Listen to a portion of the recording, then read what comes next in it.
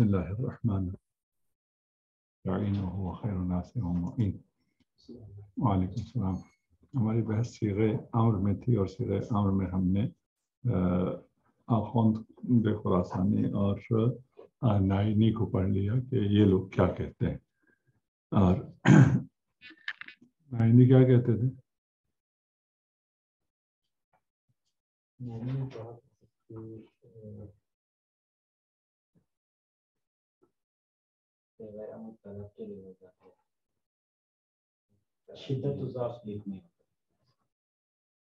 طلب میں تشکیک نہیں ہے، ان کا یہ تھا انشاء طلب کے لیے ہے آخوند، ٹھیک ہے نا۔ صیغہ امر طلب کے لیے ہے، وجوب اور استحباب کو ہم کہاں سے سمجھیں گے؟ شدت اور ضعف سے سمجھیں گے، ٹھیک ہے نا۔ اس میں اشکال یہ ہوا کہ یہ شدت و ضعف جو ہے وہ اس طلب میں تو ہو ہی نہیں سکتا، کیونکہ یہ طلب کے لیے، طلب میں شدت و ضعف ممکن نہیں ہے۔ اس کے لیے کہا کہ یہاں تشکیک ہے، تشکیک خاصی ہے۔ تشکیک خاصی کیا ہوتا ہے؟ جس میں ما بہل امتیاز عین ما بہل اشتراک ہوتا ہے، جس ہم نے کہا یہ تشکیک خاصی ہے، جہاں پر جنس میں بھی فرق، ایک اجناس عالیہ میں فرق ہے، اس میں تشکیک ہو جاتا ہے۔ ایک آپ کے جنس میں مشترک ہے، فصل میں فرق ہے، جنس و فصل میں مشترک ہے، عوارض میں فرق ہے، یہاں تو یہ ساری باتیں نہیں، ٹھیک، کیونکہ طلب میں یہ ساری باتیں نہیں ہیں، تو یہاں پر کیا ہوگا؟ یہ تشکیک خاصی ہوگا۔ تشکیک خاصی میں نور کی مثال دی ہے، نور جو ہے یہ تشکیک خاصی ہے، اس کا مابہل امتیاز مابہل اشتراک ہے نا۔ ہاں، یہ 1 واٹ کا ہے، وہ 100 واٹ کا ہے نا۔ اور اس کو کس چیز نے 100 واٹ کا بنایا؟ نور کی شدت۔ اس کو کس چیز نے 1 واٹ کا بنایا؟ اسے نور کی کمی، ٹھیک۔ ہاں، اس میں رہ گئی ابھی تشکیک خاصی کیا ہوتا ہے۔ بعض علماء نے کہا ہے کہ جنہوں نے یہ اصطلاح رائج کی ہے، لکھا ہے، ملا صدرہ خود، ان کو بھی سمجھ میں نہیں آیا کہ یہ تشکیک خاصی کیا بلا ہے نا، یہ ہوتا کیا ہے، اس کا سرے سے علم ہی نہیں ہے۔ اس پر تشکیک خاصی پر ہمارے پاس نہ کوئی دلیل عقلی ہے، نہ کوئی دلیل نقلی ہے کہ جس بنا پر ہم کہہ سکیں کہ یہاں پر کوئی تشکیک خاصی موجود ہے۔ پھر اس تشکیک خاصی میں جو ہم نے اعتراض کیا تھا وہ یہ تھا کہ اس تشکیک وہاں ہوتا ہے جہاں مرتبہ نازلہ موجود ہو مرتبہ عالیہ کے ساتھ، وہاں تشکیک خاصی ہے۔ معنی حنفی میں اصلاً دوسرا ارادہ ہے ہی نہیں، جو بھاگنے کا ارادہ ہے تو پھر نظافت کا ارادہ سرے سے وجود نہیں رکھتا ہے، ٹھیک۔ اس کے بعد آج دیکھتے ہیں کہ ضیاء الدین عراقی کیا کہتے ہیں۔ شیخ ضیاء الدین عراقی اس مسئلے کو حل کرنے کے لیے وہ آئے ہیں کہ یہاں پر جو فارق ہے وجوب اور ندب میں، وہ شدت و ضعف ہے۔ یہ تو نائینی نے بھی کہا تھا، ٹھیک۔ لیکن فرق یہ ہے کہ ہم شدت و ضعف کو طلب میں اس اعتبار جو کہ ناشی از ارادہ ہے اس میں نہیں لے رہے۔ محقق عراقی کہتے ہیں ہم اس شدت و ضعف کو خود ارادہ میں لیتے ہیں،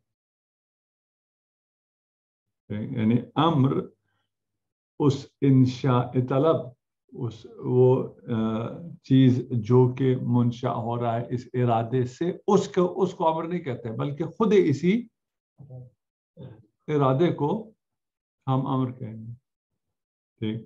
جب خود ارادہ ہو گیا تو یہ خود ارادہ جو ہے وہ شدت و ضعف رکھتا ہے، ٹھیک۔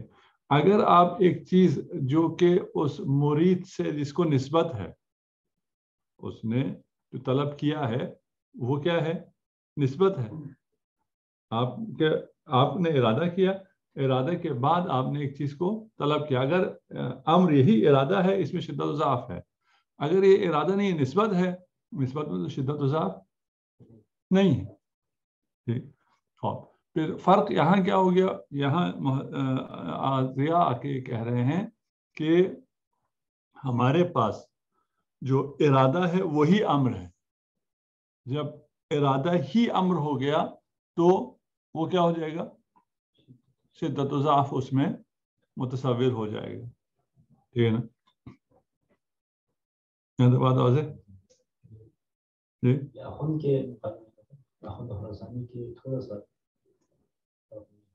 نہیں، آخن انشاء طلب کہہ رہے ہیں. یہ کہہ رہے ہیں کہ یہ انشاء طلب نہیں ہے، امر ارادہ ہے. جب امر ارادہ ہو گیا تو ارادہ شدید وجوب ہو گیا، ارادہ ضعیف نصب ہو گیا. ٹھیک ہے نا؟ فرق نائنی بھی یہی کہتا تھا، لیکن وہ ارادے کو امر نہیں کہہ رہا تھا. ٹھیک ہے نا؟ ہاں. یہاں پر وہ آ کے یہ کہتے ہیں کہ یہاں جب آپ ایک چیز میں خود ارادے میں آپ نے شدت اور ضعف کو ڈال دیا ہے تو ارادے میں شدت اور ضعف کیسے آئے گا؟ ارادے میں شدت اسی مابہل اشتراک جو ہے، جو خود ارادہ ہے، اس میں شدت کی وجہ سے اس میں شدت آ جائے گی. ٹھیک. اس میں ضعف کب آئے گا؟ جب اس میں یہ جو شدت ہے یہ نہ ہو تو اس میں ضعف آ جائے گا. ٹھیک. اس کا مطلب یہ ہوا کہ یہ تشکیک خاصی سے الگ ہوا. تشکیک خاصی میں مابہل اشتراک اور مابہل امتیاز ایک تھا. یہ کہتے ہیں مابہل امتیاز اور مابہل اشتراک ایک نہیں ہے. مابہل اشتراک نور ہے، ارادہ ہے. ٹھیک ہے نا؟ مابہل امتیاز بھی ارادہ ہے، کہتے ہیں نہیں. نور ہے، کہتے ہیں نہیں. پھر مابہل امتیاز کیا ہے؟ عدم الارادہ ہے. یعنی یہ سفید ہے، جتنا زیادہ آپ اس کو سفید کرتے جائیں گے اتنی اس کی شدت، بیاض کی شدت میں اضافہ ہوتا جائے گا. اگر یہ بہت شدید بیاض نہیں ہے تو اس کا کیا مطلب ہے؟ وہ جو آپ نے ایکسٹرا رنگ نہیں کیا. ٹھیک ہے نا؟ آج کل دنیا میں ٹرو وائٹ بھی آ گیا. یہ جتنے آپ رنگ دیکھ رہے ہیں ان سب میں اندر سیاہی بھی ہوتی ہے. اب انہوں نے ایک ایسا وائٹ نکال دیا ہے جس میں اب سیاہی نہیں ہے. وہ آپ اگر وہ رنگ کرتے ہیں تو پھر آپ کا سورج سارا کا سارا ریفلیکٹ ہو جائے گا، آپ کا گھر بالکل ٹھنڈے کا ٹھنڈا. ٹھیک. یہ جو کم سفیدی ہے وہ کس کی وجہ سے ہے؟ وہ عدم بیاض کی وجہ سے ہے. اسی سفیدی کے اندر عدم البیاض ہے. ٹھیک. جس کی وجہ سے یہ ٹرو وائٹ نہیں ہے. ٹھیک. وہ ارادہ جس میں شدید ارادہ ہو وہ کیا ہوگا؟ وجوب ہوگا. وہ ارادہ جس میں عدم شدید الارادہ ہو وہ کیا ہوگا؟ ندب ہو جائے گا. ٹھیک. بس مابہل اشتراک اور ہے اور مابہل امتیاز اور ہے. خود ارادے کو صحیح ہو جائے گا. ارادہ تو ابھی اس مرحلے میں نہیں آیا نا، اس کو طلب کے مرحلے میں آیا تو پھر معلوم ہوگا دوسروں کو. تو ارادے کے مرحلے میں ہے تو اس پہ کیسے پتہ چلے گا کہ اس میں شدت ہے یا ضعف ہے؟ جب ارادہ تو اس کے اندر وہی اس ارادے کا ابراز اس نے اس صیغے کے ذریعے کیا. اور یہ صیغہ کیا ہے؟ وہی ارادہ ہے نا.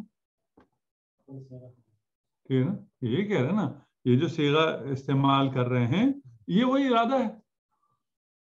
ٹھیک ہے.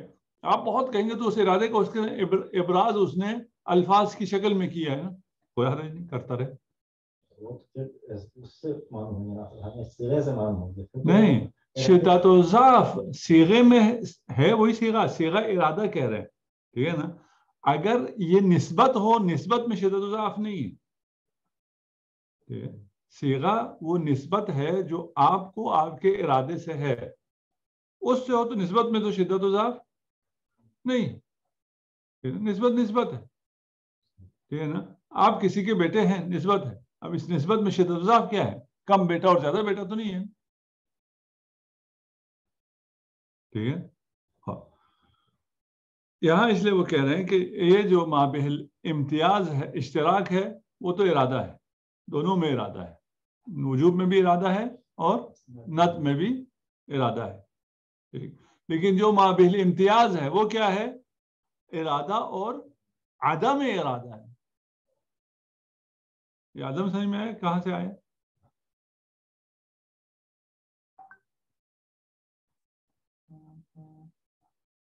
جی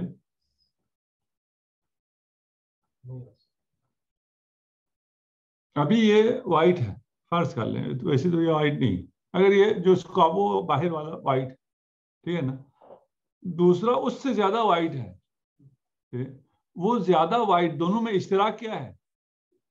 وائٹ ہونا، بیاض، ٹھیک ہے نا. مابل امتیاز کیا ہے اس کا؟ اس میں جو درجہ وائٹ ہے وہ اس میں نہیں ہے، اس لیے وہ والا زیادہ، اس سے زیادہ ابیض ہے. زیادہ ابیض کیوں ہے؟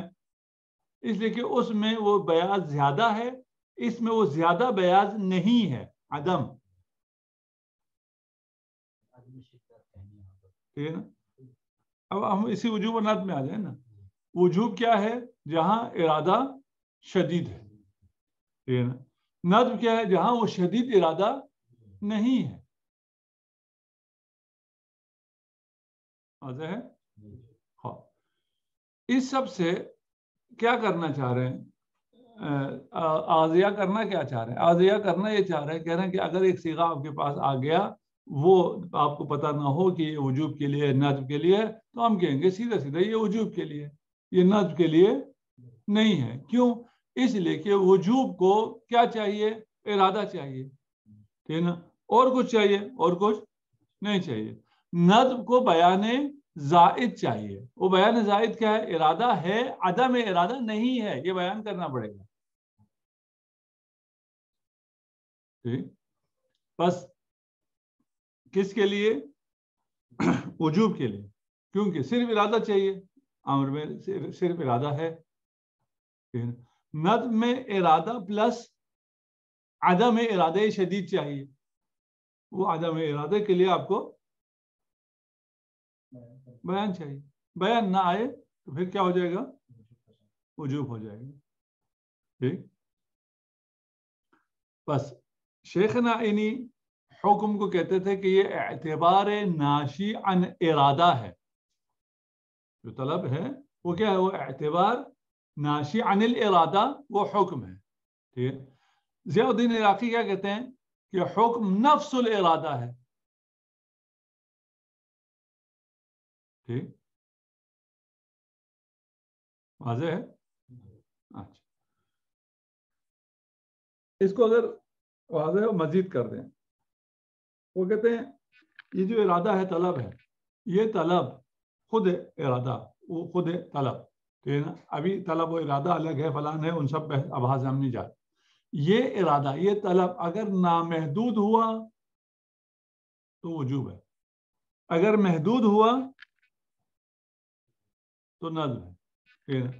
نامحدود ہونے کو ارسال، یعنی مطلق ہونے کو، اس کو تو کوئی کسی چیز کی بیان کی ضرورت نہیں. ٹھیک ہے نا. میں چاہتا ہوں، اس چاہنے کی کوئی حد ہے؟ کوئی حد نہیں. چار ہے. ٹھیک. اگر کوئی حد ہے تو پھر آپ کو کیا کرنا پڑے گا؟ بیان کرنا پڑے گا. ٹھیک. ہاں. ابھی ہم اگر شروع سے آتے ہیں، آغازیہ نے آ کے یہ کہا ہے کہ حکم ارادہ ہے، اعتبار ناشی عن ارادہ نہیں. اس سے ہم حاصل کیا کرنا چاہتے ہیں؟ ہمیں وجوب اور استحباب، ہمارا اصل مسئلہ یہ ہے، وجوب شدت ہے اور استحباب عدم شدت ہے. اسے ہم کیسے سمجھیں؟ اس صیغے سے اس لیے کہا جناب آئے، کیونکہ اگر بغیر قرینے کے آئے تو وجوب ہوگا، اگر قرینے کے ساتھ آئے تو ندب ہو جائے گا. ٹھیک. ہاں. شدت و ضعف صرف ارادے میں ہو سکتا ہے، اس کے علاوہ نہیں ہو سکتا. اس لیے ہم نے آگے کہا ہے کہ حکم یہی ارادہ ہے. یہاں تک ہو گیا. آیت اللہ خوئی آ کے آغازیہ سے کہتے ہیں کہ آپ نے کہا کہ شدت و ضعف صرف ارادے میں ہو سکتا ہے، جلحالی کے شدت و ضعف کا جو تعلق ہے وہ مصلحت اور عدم مصلحت سے، شدت مصلحت اور عدم شدت مصلحت سے. وہ جو مرید ہے اسے جو مصلحت واپس مل رہی ہے وہ اگر شدید ہو وجوب ہے، جو مصلحت مرید کو واپس مل رہی ہے وہ اگر شدید نہ ہو تو ندب ہے. ٹھیک. بس یہ شدت و ضعف کو آپ کہاں لے کے آئے؟ ارادے میں. ہم کہتے نہیں شدت و ضعف ارادے میں نہیں ہے، شدت و ضعف اس مصلحت میں ہے جو مصلحت مرید کے حق میں ہے. مرید کو اس امر سے اگر مصلحت زیادہ ہوگی وجوب ہو جائے گا، اگر مصلحت کم ہوگی تو ندب ہو جائے گا.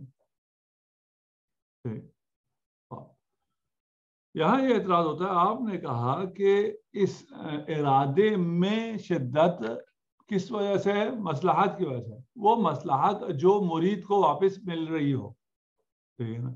تو پھر خدا تو امر کر سکتا ہی نہیں ہے، خدا کی طرف سے وجوب ہو سکتا ہی نہیں ہے، اس لیے کہ کوئی ایسی مصلحت تو ہے نہیں جو واپس خدا کو ملے. خدا ہمیں نماز سے کہے تو خدا کو اس میں مصلحت ہے؟ کوئی فائدہ پلٹ کر خدا کو جا رہا ہے. ٹھیک. بس نہ فقط شدت و ضعف نہیں ہے ارادہ خدا میں، ارادہ خدا میں شدت و ضعف بمعنی یہ خود نے جو کہا ہے وہ مصلحت عائد الی مرید کی وجہ سے ہے نا. اور نہ فقط شدت و ضعف ندب اور وجوب نہیں ہے بلکہ اصل سرے سے امر ہی نہیں ہے، اس لیے وہاں کوئی مصلحت ہوتا ہی نہیں. اسی جواب میں کہہ سکتے ہیں کہ بھئی مصلحت ضروری نہیں ہے کہ کس کے لیے ہو؟ مرید کے لیے. ایک چیز یہ ہے کہ یا مصلحت اگر مرید کے لیے مصلحت ہو تو یا کسی قانون کی وجہ سے، کسی اور حکمت کی وجہ سے، علت کی وجہ سے. ٹھیک. کتب علی نفسہ الرحمہ، خدا کو اپنی مصلحت نہیں چاہیے، آپ کی مصلحت اگر اس میں شدید ہو، کیونکہ خدا رحمان و رحیم ہے، اس نے اپنے اوپر رحمت کو واجب قرار دیا ہے، وہ آپ کی مصلحت کا لحاظ کرے گا. آپ کے لیے شدید مصلحت ہے لیکن وہ مصلحت مرید پہ پلٹ کے نہیں جا رہی ہے، مصلحت آخر مکلف کے لیے، مکلف کے لیے شدید مصلحت ہے تو وجوب، شدید مصلحت نہیں ہے تو ندب. واضح ہے؟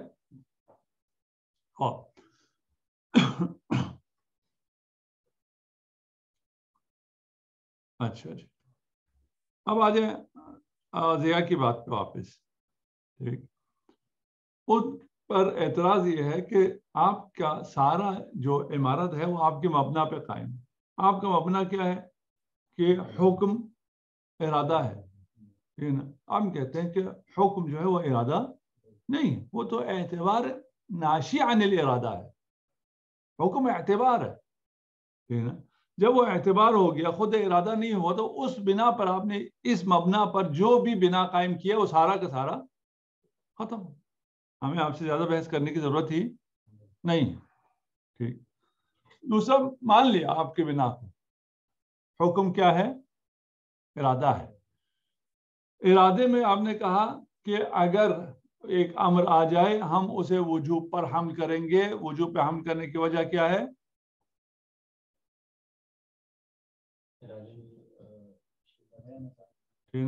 بیان زائد کی ضرورت نہیں ہے. کیوں؟ اس لیے کہ یہ ارادہ لامتناہی ہے، اس کی کوئی حد نہیں ہے. جس ارادے کی حد ہے وہاں حد کے لیے بیان چاہیے. اس میں جب کوئی حد ہی نہیں ہے تو حد کے لیے بیان ہی نہیں چاہیے. یہی کہا تھا نا. ٹھیک. یہاں ہم کہتے ہیں اس کا مطلب یہ ہو گیا کہ آپ سے، آپ جو متناہی ہیں اس سے لامتناہی صادر ہو گیا. ارادہ لامتناہی ہے، ٹھیک ہے نا. آپ متناہی ہیں.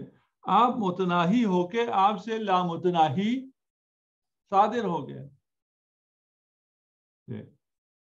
آپ کہیں گے جی اس کے جواب میں کہ اگر ضیاء یہ کہہ رہے ہیں کہ مجھ سے لامتناہی صادر ہوتا ہے تو یہ تو کوئی مشکل کام نہیں. آپ سے لفظ اللہ بھی تو صادر ہوتا ہے نا. جب آپ لفظ اللہ بولتے ہیں، اللہ لامتناہی ہے، آپ متناہی ہیں، بس لامتناہی متناہی سے صادر ہو سکتے. ہنستے کیوں؟ ٹھیک ہے. یہ کوئی اچھا ساؤنڈ نہیں کر رہا نا، اس لیے آپ ہنس رہے. ٹھیک ہے نا، کہ لامتناہی متناہی سے صادر ہوگا. ٹھیک. ہم کہیں گے یہ کیونکہ اعتبار ہے اس لیے. ٹھیک ہے نا. اگر اعتبار ہو تو اعتبار میں یہ چیز ہو سکتی ہے. ٹھیک ہے. ابھی میں لامتناہی کو اعتبار کر سکتا ہوں. اگر اس اشکال کے جواب میں آ کر آپ عاریہ کی طرف سے یہ کہیں کہ بھئی ہو سکتا ہے، ٹھیک ہے، کیونکہ اعتبار ہے، ہم کہیں گے آپ اعتبار کے قائل نہیں ہیں. اگر آپ اعتبار کے قائل ہو گئے تو آپ واپس کس کے پاس آ گئے؟ مرحوم نائینی کے پاس آ گئے. آپ نے کہا یہ اعتبار ہی امر اعتبار نہیں ہے. اگر اعتبار نہیں ہے، حقیقت ہے وہی ارادہ حقیقی ہے نا. حقیقت ارادہ تو اعتبار نہیں ہے. ٹھیک ہے نا. وہ متناہی سے لامتناہی صادر نہیں ہو سکتا. ٹھیک. تو آپ نے یہ بات کی ہے وہ صحیح نہیں ہے. دوسرا ہم نے کہا کہ ارادہ کیونکہ وجوب میں لامتناہی ہے، اس کی حد نہیں ہے، اس کو بیان نہیں چاہیے. جو ندب ہے وہاں بیان چاہیے کیونکہ وہ عدم الارادہ ہے. ٹھیک ہے نا. ہم کہیں گے وہاں بھی بیان نہیں چاہیے. وجوب میں تو آپ نے مانا نہیں چاہیے. ہم کہتے ہیں ندب میں بھی بیان نہیں چاہیے. کیوں؟ بیان کہاں چاہیے ہوتا ہے؟ جہاں کوئی چیز ہو وہاں بیان چاہیے ہوتا ہے. عدم کے لیے بیان نہیں چاہیے ہوتا. اگر آپ اپنے جملہ بیان کرنے کے بعد سارے عدم بیان کریں ہو سکتا ہے. عدم کو بیان نہیں چاہیے، بیان وجود کو چاہیے. اگر ندب عدم الارادہ ہے تو عدم تو بیان نہیں ہوتا. پھر کیا ہو گیا؟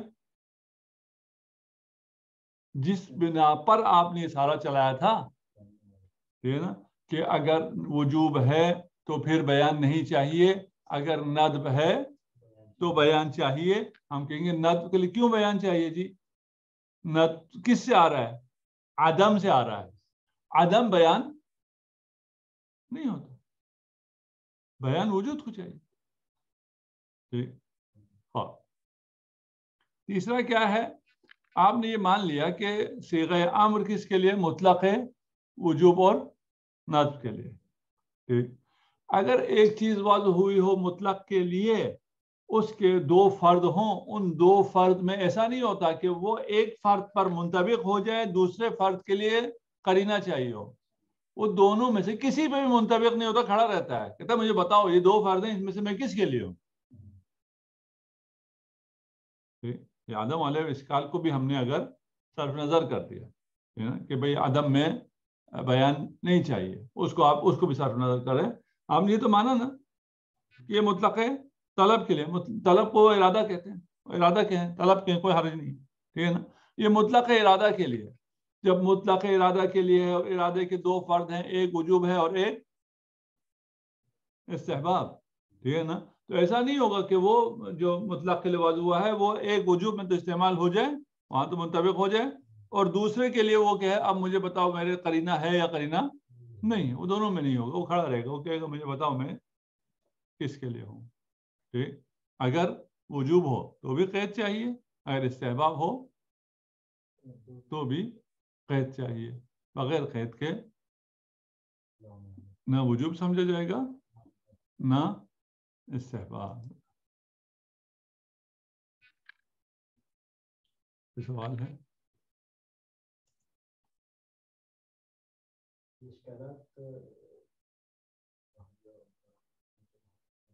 السلام علیکم. وعلیکم السلام.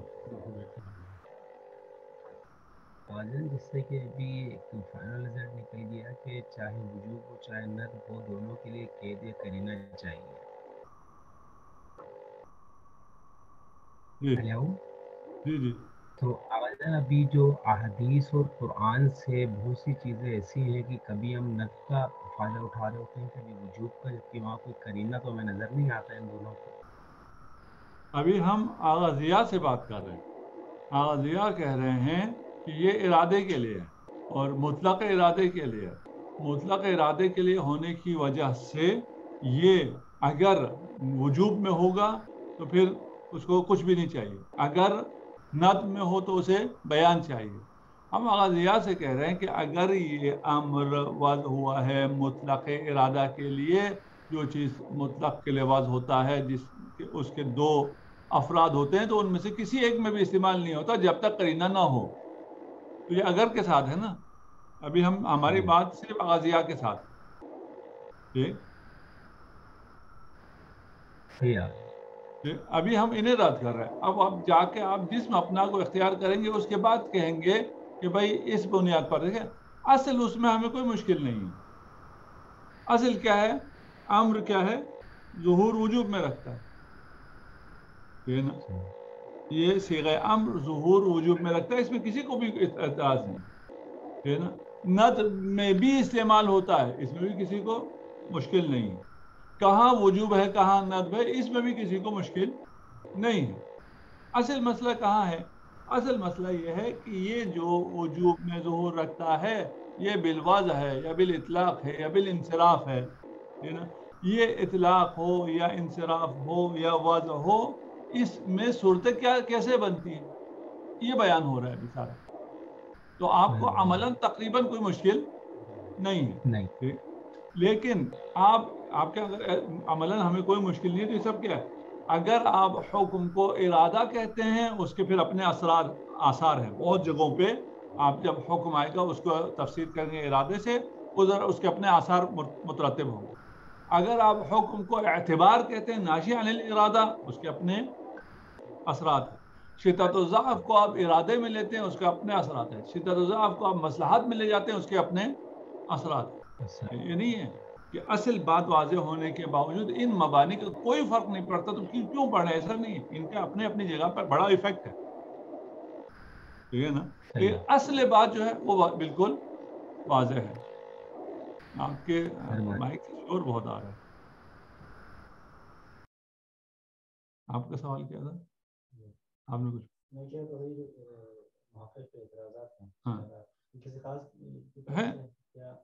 ہے مختلف لوگوں کے، ہم ان سب کو نام نہیں لے رہے، اس لیے بھی نہیں لے رہے ہم ان کے ایگزیکٹ اعتراض بیان نہیں کر رہے، استفادہ کر رہے ہیں ان سے. ٹھیک ہے نا.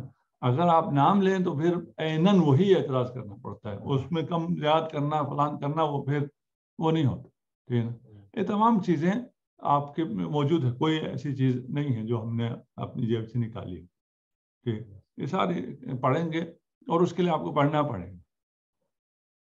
ٹھیک ہے. تو وہ آپ اس میں سے ابھی جو موجودہ جتنی تفصیلات ہیں وہ پڑھیں گے، ان سب میں کم و بیش 19-20 کے فرق کے ساتھ کسی نے اس طرف رجحان دے کے، کسی نے اس طرف رجحان دے کے یہ باتیں لکھ رکھی ہیں، وہ آپ کو خود تلاش کرنی پڑیں گی.